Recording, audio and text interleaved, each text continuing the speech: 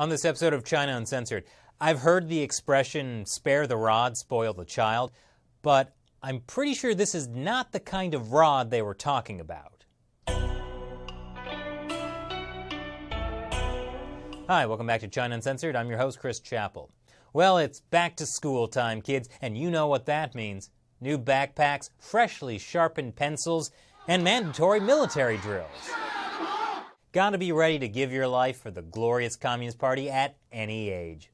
But one kindergarten in Shenzhen, the city where your iPhones are made, thought they'd try something a little different this year. Pole dancing. I think some of the kids kinda liked it. American journalist Michael Standard, whose kids went to this kindergarten, posted the pole dancing footage on Twitter. It had been circulating on WeChat among angry parents. Apparently, the principal of Xinshahui Kindergarten in Shenzhen thought pole dancing was the best way to welcome students into a new school year. According to Standard, the principal even personally performed a pole dance using the school flagpole, which is patriotic? Then she brought in another dancer, because obviously you can't just have one pole dance. Kindergartens in China are part of preschool education, so the kids at the school were between 3 and 6 years old. The principal, Lai Rong, defended her actions, saying the pole dancing was to liven up the mood. And I can understand, kids that age are hard to entertain. I mean, the school already did the military indoctrination thing over the summer, so there weren't a lot of options left. On the phone, the principal told Standard's wife that pole dancing was international and good exercise. She also told her that they were planning on having pole dancing classes at the school. The parents of the kindergarteners, however, were not thrilled. Many called the police, the media, and the local education bureau to complain. So this story went viral. Even the BBC had to cover it. Very improper. And once the story made Chinese and international headlines, the local education bureau decided it should probably make a statement. They said the pole dance was inappropriate and the principal should be fired. Well, she was. After the public outcry, Principal Lai apologized, saying it was a very terrible viewing experience for the kids and the parents. I mean, come on, the dancing wasn't that bad. Principal Lai also told the Washington Post, "I just want the kids to know the existence of this kind of dance." Perfectly reasonable. 3 to 6-year-olds should know about the existence of pole dancing. Principal Lai calls herself a pole dancing enthusiast and said that she started pole dancing to help her back and shoulder problems and even lost 20 pounds dancing. I guess this is just a case where her personal enthusiasm overwhelmed her professional boundaries. Like the time that producer Matt tried to build an entire set for China Uncensored out of Legos. That was not okay, Matt. I was stepping on Legos for weeks. But unlike Matt, I think Principal Lai can be forgiven, because pole dancing is even being pushed in state-run media, like my favorite, the Global Times. Okay, I think that one got lost in translation. That's more like dancing with poles. But here's another Global Times article that's, well, it's really not so much an article as it is just a series of pictures of women pole dancing. The headline is, "Hot Pole Dancing Staged in the Street," but it doesn't say which street, or even which country. What's that, Shelley? You're kidding. Poland. Poland? That's too good. Although that still doesn't explain why the Global Times would publish those photos. I guess it's a mystery. But the Global Times isn't the only state-run media pushing the pole dancing agenda. Here's a video from another state-run media, the English version of Xinhua. The pole dance has become a way for people to keep fit, especially for girls and women. And can I just say, the guy teaching that class is amazing. Check out his shirt. Yes, pole dancing is actually something of a fitness craze in China right now. It started 10 years ago, according to this New York Times article from 2008. I guess it's like the yoga fitness craze in America, only less spiritual and more vertical. According to CNN, hundreds of studios are popping up across the country. One of the pole dancing experts they interviewed said, at this point in the whole country, everywhere, every province, every corner, pole dancing is popular. Everyone has been exposed to this now. Yep, everyone, including kindergartners. But get this, pole dancing is so hot that China even has a national pole dance team and regularly hosts competitions in cities like Beijing and Hong Kong. Yes, China has established its own national pole dancing team.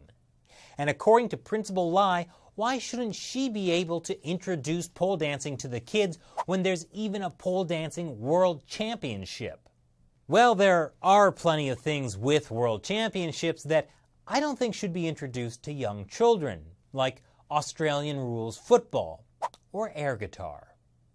But wait, if Principal Lai is saying that pole dancing is a prestigious international sport, then this starts to make sense. After all, the Chinese Communist Party considers it a matter of national pride to win international sports competitions. That's why, for the Olympics, they start the athletes out young and make them train brutally hard, all for the glory of future Olympic gold. Sure, Principal Lai has been fired from being a principal, but what if she's playing the long game here? She could combine her love of children with her love of pole dancing and open her own pole dancing schools for children. And then, one day, when pole dancing becomes a recognized Olympic sport, she'll have the last laugh. After all, it's not much weirder than race walking. You may seem confused, children, but someone else clearly sees a future of pole dancing gold medals. So what do you think about pole dancing at a Chinese kindergarten?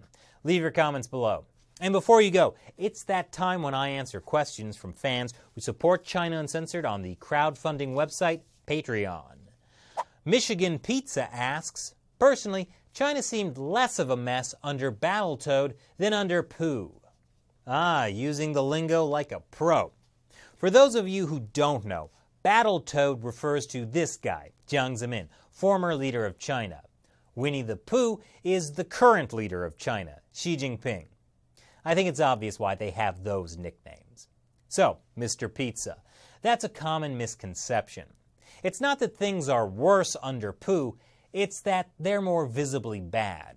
Things were horrible under Battletoad too, and in many ways they were worse. For example, Jiang Zemin had the idea to round up people for practicing Falun Gong, even though Falun Gong had been recognized by the government as being beneficial. Then, Jiang gave his security forces the order to, quote, ruin their reputations, bankrupt them financially, and destroy them physically. And destroy them he did. Millions of people were put in labor camps, detention centers, and prisons. We don't know exactly how many people were killed under Jiang, but it's likely in the tens of thousands, if not higher, including through his whole scheme to harvest their organs and sell them for profit. Plus, he directed a huge anti-Falun Gong media propaganda campaign. But there was no social media in China back in the 90s and early 2000s when Jiang Zemin was officially in power. And it was easier for the Communist Party to manipulate how foreign journalists reported on China.